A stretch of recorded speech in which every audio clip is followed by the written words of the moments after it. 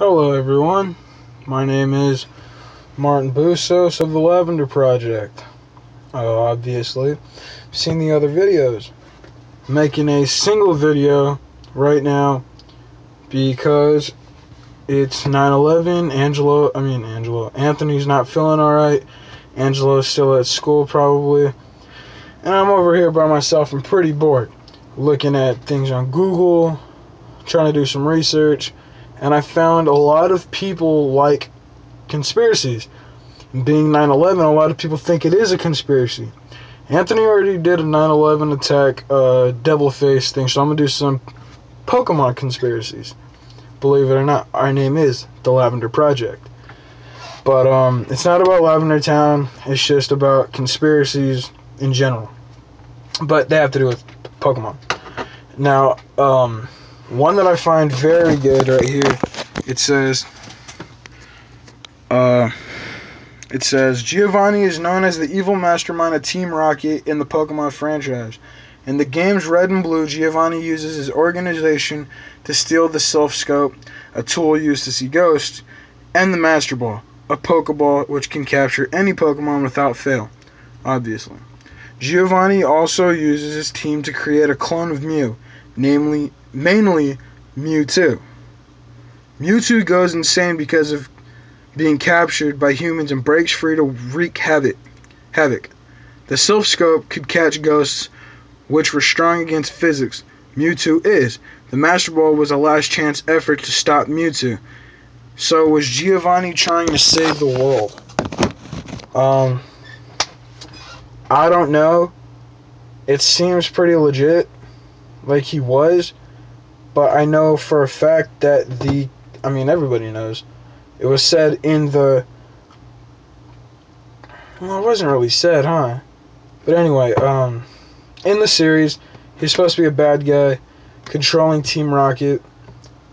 I can't buy that one. I mean, just for me thinking, I don't think he was trying to save the world at all. I think it was just a matter of being at the right place at the wrong time. You know what I mean? Or at the right place at the wrong time. Whatever you want to say. This one is a very popular one. There's no picture, but it says Articuno, Zapdos, and Moltres. As you know, in the Spanish-speaking language, it's 1, 2, 3 is uno, dos, tres. I can't say it, you know. I'm Mexican and I can't even speak Spanish. But, conspiracy, coincidence. I don't think that, that the Japanese, franchise of Pokemon would deliberately put those in there. But I think the Americans would. So I think when they translated the names to Articuno, Zapdos, and Moltres, I think they manipulated the words a little bit, if you know what I mean. Because I don't know, I think Americans would do that. I think we would do something like that. Right here, it says... Oh, sorry. There is a picture. It says, "Do you notice anything wrong with Alakazam's head?" I don't know if you can see that. And there we go. Pull it up a little bit closer. So that looks like an upside down devil star. Sorry about my camera skills. By myself. That, as you know, is the mark of the beast, the devil, or whatever. Let me find another one. My favorite ones I'm saving for last. Right here. So it is a picture of Pokemon. I think it's like a Clefable or something. Clefa, I think. Something like that. Just a conspiracy. I don't know why they would put that in there. It says, in the overview map of the Goldenrod City Gym in Pokemon GSC, do you see any Pokemon you like? I see a Cleffa.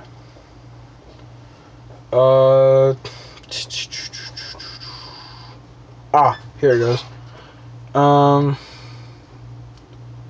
Gengar and Clefable Shadow.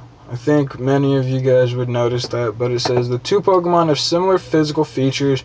They both have the same hands, ears, feet, and body shape. Gengar's species name is the Shadow Pokemon. Gengar's name is originated from the word, doppelganger, the ghostly double of a person.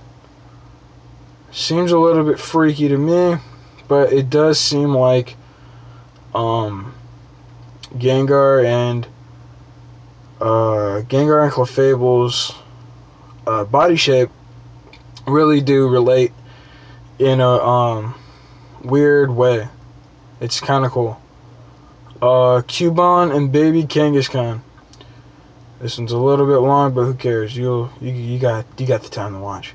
When a mother Kangaskhan dies, it leaves a Kangaskhan cub on its own. The Kangaskhan cub uses a skull and a bone from its mother to use a protection and becomes a Cubone. Then, through malnutrition or adapting to a different lifestyle, the Cubone evolves into a Marowak. Female Marowaks later evolve into Kangaskhan's, and the cycle starts all over. This is self-evident as Cubone appears rather similar to the baby Kangaskhan that rides around in its mother's pouch. Also, Boomerang, Cubone's signature move, refers to boomerang as a Kangaskhan refers to a kangaroo. Kangaroo and boomerangs are both natively Australian themes. Who cares? Before Pokemon Red and Blue released, the developers decided the Kangaskhan needed to be separated from the previous two stages to become its own standalone Pokemon. The reason for that is being a kids game, it wouldn't do to allow small children to learn that a Cubone is actually an orphan baby Kangaskhan wearing its dead mother's skull on its head and slinging its bones around like clubs and boomerangs. However, the team didn't have time to delete the code at the last minute instead of deleting the code. They simply wrote a new non-evolving Marowak and moved the old one to its empty slot with no number. The catchable Pokemon is M. M is actually a scraped prototype of Marowak. This theory can be confirmed if you catch an M and level it up if it evolves into a Kangaskhan, otherwise known as missing now. I mean, just the bellies, the shape of its legs, all of this relates. It's amazing. It's crazy.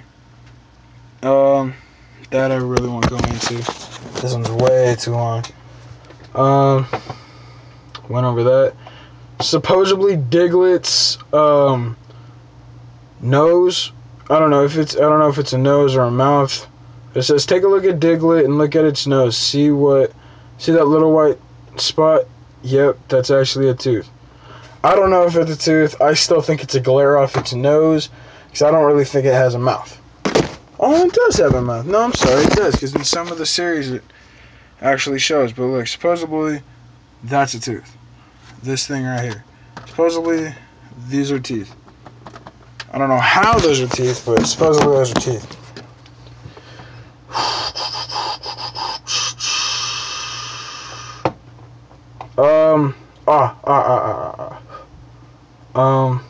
Right here.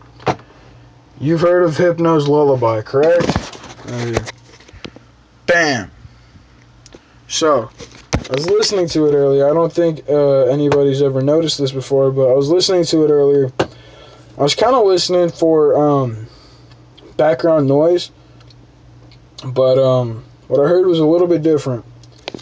It was amazing. I'm like, I mean, I'm sure a lot of people noticed it before, but I don't think a lot of people have actually really looked into it like I did. I mean, I didn't really look into it. I'm sorry. I'm going to look into it. But just if you notice something, comment into the comment box. But here, I'm gonna play it for you right now. Come, little children, come with me. Safe and happy you will be. Away from home, now let us run. With Hypno you'll have so much fun. Oh, little children, please don't cry. Hypno wouldn't hurt to fly. Be free to frolic, free to play. Come with me to our cave to stay. Oh, little children, please don't squirm. These ropes I know will hold you firm. Now look to me, the pendant calls. Back and forth your eyelids fall. Oh, little children, you cannot leave. For you, your families will grieve. Minds unraveling at the seams, allowing me to haunt their dreams. Do not wail and do not weep. It's time for you to go to sleep. Little children, you were not clever. Now you'll stay with me forever.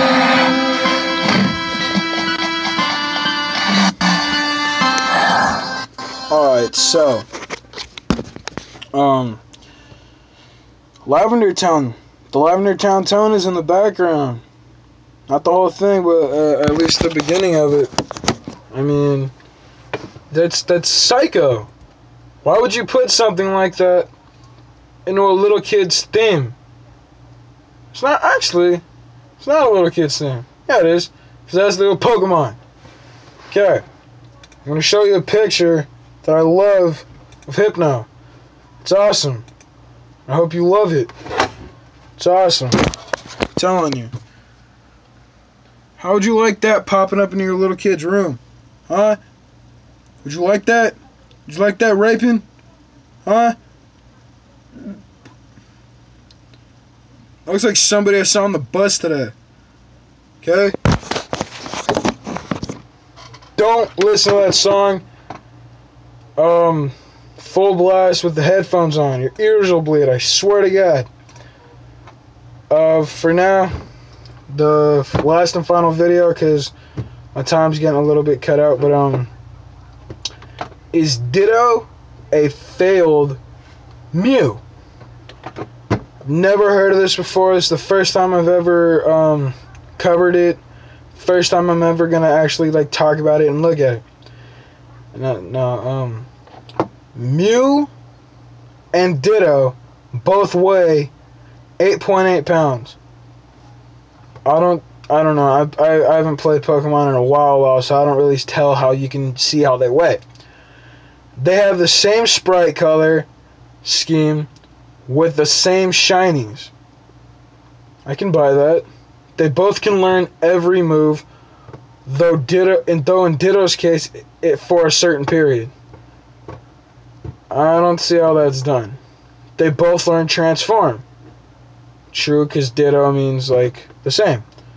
Many Ditto can be found in Cinnabar Mansion, where many experiments took place between Mew and Mewtwo. That's the one. That's the one that got me. How in the world can you not say that Ditto's a failed Mew after looking at that evidence? I did. But I gotta look more into that. I mean, that's some very I mean, that's some evidence, but I mean, it's not enough to be compelling evidence. But my time is a little bit run down, so I should be doing another video. My name is Martin Bustos of the Lavender Project. Love you guys. Peace. Till maybe in a couple hours.